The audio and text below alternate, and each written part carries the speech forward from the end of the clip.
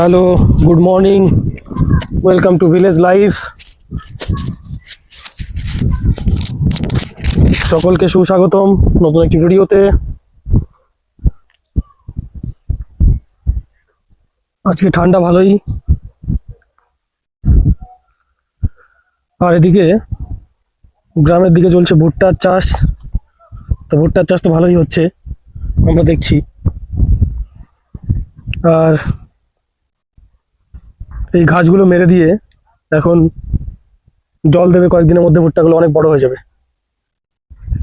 Already মাঝখানে মাঝখানে দেখতে পাচ্ছ ঘাসগুলো মেরে দিয়েছে, কিছু অংশ হয়েছে, ঘাস আছে, এগুলো করবে। ঘাসটা মেরে দিয়ে জল মেরে দিলেই পুরো ভুট্টা গাছ কয়েকদিনের মধ্যে বড় হয়ে যাবে। আর 1 মাসের মধ্যে মোটামুটি আমাদের মাজা সমান পার করে যাবে। মানে একবার জল পেলেই হয়, দাঁড়াদাঁড় করে এই গাছগুলো বাড়বে তুরন্ত। তো আজকে সানডে, তাই একটু মাঠের দিকেই আসলাম। আমি মাঠে এসে একটু ভুট্টা গাছ দেখাবো বলেছিলাম আমি কালকের ভিডিওতে, তো তার জন্যই মাঠে আসা, আর সেটা তোমাদের দেখালাম। এটা আমাদের বাড়ির পিছনের অংশ, এখানে প্রচণ্ড পরিমাণে ভুট্টার চাষ হচ্ছে।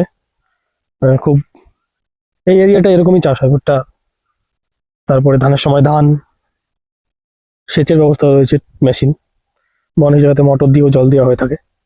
তো যাই হোক, আর এর মধ্যে দেখতে পাচ্ছি ছোটো ছোটো ঘাস না, শাকও হয়, যেগুলোকে আমরা বেলে শাক বলি। এই যে এগুলো এগুলো অনেকে খায়, আমরাও খাই, গ্রামের দিকে সবাই খায়। তো এই হচ্ছে বিশেষত্ব, যেটা ভুট্টা গাছ দেখানোর জন্য আসছিলাম। তোমাদের কেমন লেগেছে এই ভিডিও অবশ্যই জানাবে কমেন্ট সেকশনে। ভালো লাগলে লাইক, কমেন্ট, সাবস্ক্রাইব করবে। আর যেটা মটর, সেই অংশটা, এই যে মটর দেখো, এই মটরগুলো দিয়েই সেচের কাজে জল দেওয়া হয়। তো তোমাদের কেমন লাগছে অবশ্যই কমেন্ট সেকশনে জানাবে বন্ধুরা। এই ভিডিওকে এখানে শেষ করছি, ফিরছি খুব তাড়াতাড়ি তোমাদের সঙ্গে নতুন একটি ভিডিওতে। ততক্ষণের জন্য বাই বাই, টাটা, ধন্যবাদ।